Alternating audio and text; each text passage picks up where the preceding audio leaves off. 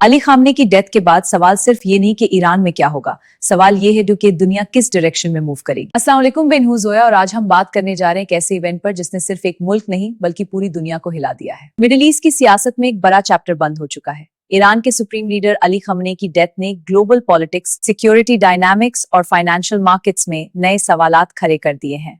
क्या ये सिर्फ एक पॉलिटिकल ट्रांजिशन है या एक चेन रिएक्शन की शुरुआत?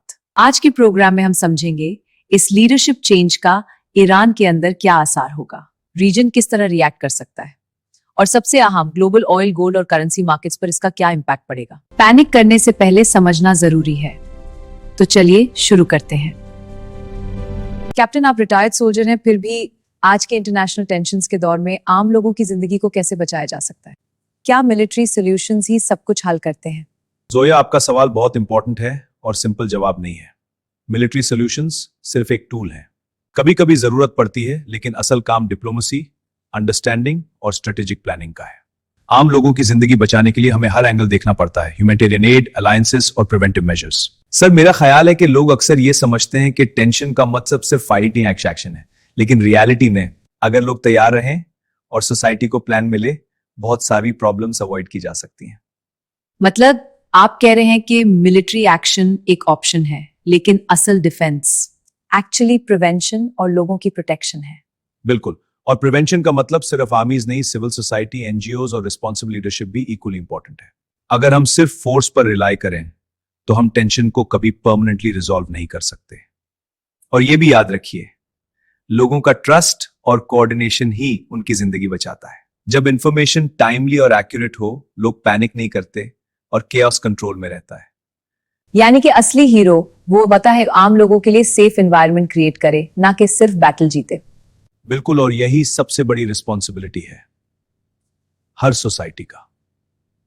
कैप्टन, जब हम इंटरनेशनल टेंशंस की बात करते हैं तो अक्सर ईरान का नाम सामने आता है, और ईरान का जिक्र हो आयतुल्ला का नाम नहीं मुमकिन नहीं। आखिर आयतुल्ला खुमैनी की आइडियोलॉजी ने रीजन को कितना इन्फ्लुएंस किया? आयतुल्ला रूहुल्लाह खुमैनी सिर्फ एक रिलीजियस लीडर नहीं थे, वो एक रेवोल्यूशनरी फिगर थे। 1979 की इस्लामिक रेवोल्यूशन ने सिर्फ ईरान की पॉलिटिक्स नहीं बदली, बल्कि पूरे मिडिल ईस्ट का पावर बैलेंस शिफ्ट कर दिया। सर, और इसी रेवोल्यूशन के बाद वेस्ट और ईरान के रिलेशंस परमानेंटली चेंज हो गए, सैंक्शंस आए, ऑयल मार्केट्स इंपैक्ट हुए और ग्लोबल ट्रेडिंग डायनामिक्स शिफ्ट हुए। यानी आइडियोलॉजी का डायरेक्ट असर इकोनॉमी पर भी पड़ा।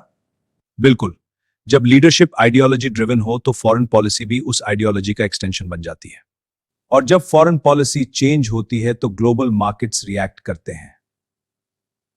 Oil prices, currency stability, regional alliances, सब कुछ लिंक्ड है।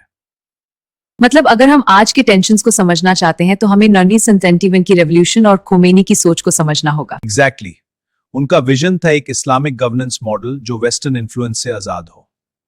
यह अप्रोच ने ईरान को एक यूनिक पॉलिटिकल पाथ पर डाल दिया, जिसका इंपैक्ट आज भी नजर आता है।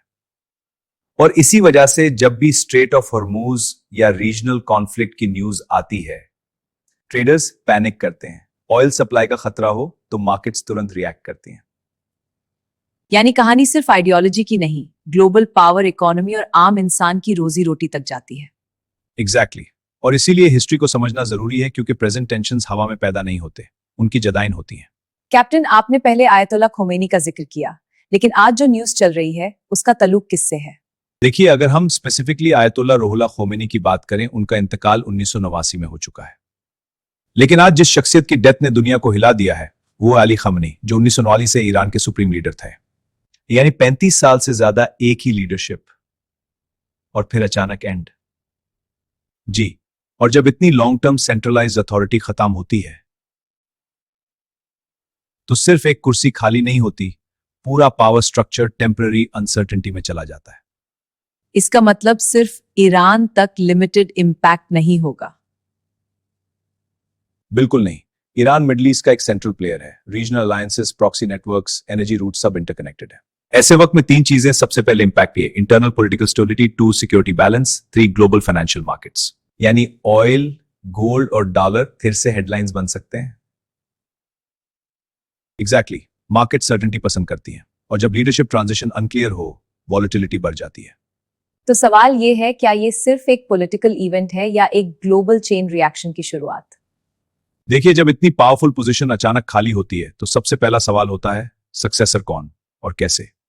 मतलब इंटरनल पावर स्ट्रगल का रिस्क। जी, ईरान का सिस्टम स्ट्रक्चर्ड है लेकिन फैक्शंस एग्जिस्ट करते हैं। Conservative hardliners, pragmatic elements, military influence, सब अपनी पोजीशन सिक्योर करना चाहते हैं। अगर ट्रांजिशन स्मूथ ना हो तो अनसर्टेनिटी बढ़ सकती है। और रीजन का reaction. Middle East chess board की तरह है, हर मूव का काउंटर मूव होता है। अगर राइवल्स इस मोमेंट को वीकनेस समझें, प्रेशर इंक्रीज हो सकता है, और अगर एलाइज इसे थ्रेट समझें तो डिफेंसिव अलाइनमेंट तेज हो सकता है। सर, रिटेलिएशन का पॉसिबिलिटी। ऐसे इवेंट्स के बाद इमोशनल रिएक्शन भी होता है और स्ट्रेटेजिक कैलकुलेशन भी। अगर डायरेक्ट या इनडायरेक्ट रिस्पॉन्स आता है तो एस्केलेशन का साइकिल शुरू हो सकता है, और एस्केलेशन का मतलब होता है एनर्जी रूट्स पर tension, border activity, cyber actions, proxy dynamics. यानी फिर ग्लोबल लेवल पर सिर्फ पॉलिटिकल हेडलाइंस नहीं, सिक्योरिटी अलर्ट्स भी। एग्जैक्टली, इंश्योरेंस कॉस्ट बढ़ सकती है, शिपिंग रूट्स मॉनिटर होंगे, ऑयल सप्लाई का रिस्क प्रीमियम ऐड होगा, इन्वेस्टर सेफ एसेट्स की तरफ मूव करेंगे। तो क्या ये वक्त सब्र का है या स्ट्रैटेजी चेंज करने का? ये वक्त पैनिक का नहीं, ऑब्जर्वेशन का है। हर ट्रांजिशन परमानेंट क्राइसिस नहीं होती, लेकिन जो समझ कर देखे वो पैटर्न पहचान लेता है। तो अगले 30 दिन दुनिया के लिए सबसे क्रिटिकल होंगे। जी, पहले 30 दिन ही बताते हैं कि ट्रांजिशन स्टेबल होगा या चेन रिएक्शन शुरू होगा। आज की डिस्कशन से एक बात तो क्लियर है, लीडरशिप चेंज सिर्फ एक पॉलिटिकल इवेंट नहीं होता, इसका असर बॉर्डर्स, मार्केट्स और आम लोगों की जिंदगी तक जाता है। हेडलाइंस शोर मचाती हैं, लेकिन असल कहानी स्टेबिलिटी और अनसर्टेनिटी के दरमियान लिखी जाती है। हिस्ट्री हमें यह सिखाती है कि हर क्राइसिस परमानेंट नहीं होता, सिस्टम्स शेक होते हैं लेकिन अक्सर रीबैलेंस भी हो जाते हैं। अहमियत इस बात की है कि हम रिएक्शन से ज्यादा अंडरस्टैंडिंग को चूज करें। जियोपॉलिटिक्स सिर्फ गवर्नमेंट्स का गेम नहीं बल्कि ग्लोबल इंपैक्ट का चेन है, और जो इंसान अवेयरनेस रखता है वो पैनिक से बच जाता है। शायद सबसे बड़ा लेसन ये है, दुनिया तब भी चलती रहती है जब हेडलाइंस चेंज होती हैं। फर्क सिर्फ इतना होता है कि हम देखने वाले हैं या समझने वाले। आज हमने देखा एक लीडरशिप का एंड सिर्फ एक खबर नहीं होता, ये हिस्ट्री का टर्निंग पॉइंट भी हो सकता है। अली खामने की डेथ के बाद सवाल सिर्फ ये नहीं कि ईरान में क्या होगा, सवाल ये है कि दुनिया किस डायरेक्शन में मूव करेगी। मार्केट्स रिएक्ट करेंगी, डिप्लोमेसी टेस्ट होगी, अलायंसेस शिफ्ट हो सकते हैं, लेकिन सबसे जरूरी बात अवेयरनेस है। हेडलाइंस आती जाती रहती है, लेकिन जो लोग समझ कर देखते हैं वही कल के लिए तैयार होते हैं। अगर आप भी सिर्फ देखना नहीं समझना चाहते हैं तो अपनी राय कमेंट में जरूर दें। क्या ये मोमेंट एक टेम्पररी शॉक है या ग्लोबल शिफ्ट की शुरुआत?